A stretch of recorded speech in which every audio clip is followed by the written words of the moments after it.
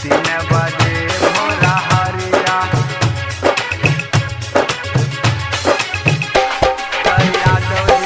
DJ Manish Raxaul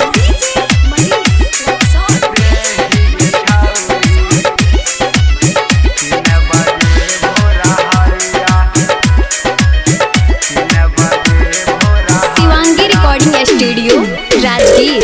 Singh ji के बेटा पे छौरी मारही नजरिया है गे छौरी मारही नजरिया।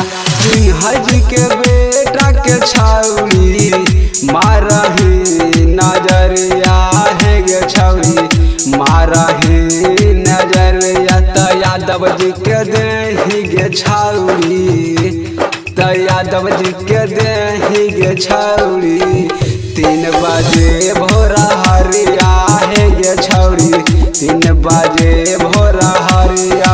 सिंह जी के बेटा के छौरी मारही नजरिया है गे छौरी मारही नजरिया।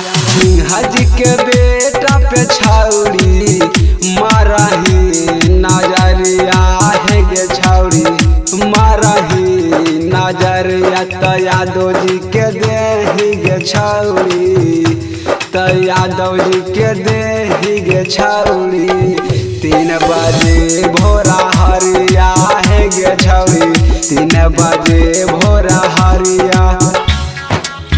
3 बजे भोरा हरिया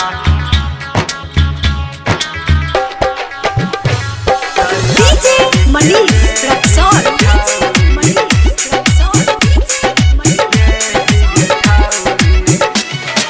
आहरा से लाई देबो छौरी होठा के होठा लालिया है गे छौरी होठा के होठा लालिया। तयारा से लाई देबो छौरी होठा के होठा लालिया है गे छौरी होठा के होठा लालिया। त हमारा के देही गे छौरी त हमारा के देही गे छौरी 3 बजे भोरा हरिया है गे छौरी 3 बजे भोरा हरिया।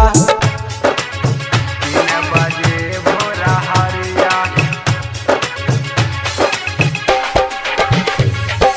डीजे मनीष रक्सौल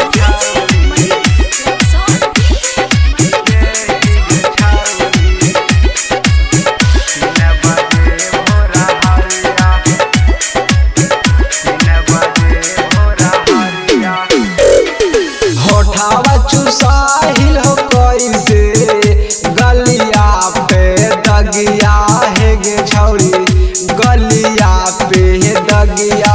होठावा चुसाहिल गे कैसे गलिया पे दगिया है गे छौरी गलिया पे दगिया। त जल्दी बता दे गे छौरी त जल्दी बता दे गे छौरी करय नै बहानावा है गे छौरी करय नै बहानावा। 3 बजे भोरा हरिया डीजे मनीष रक्सौल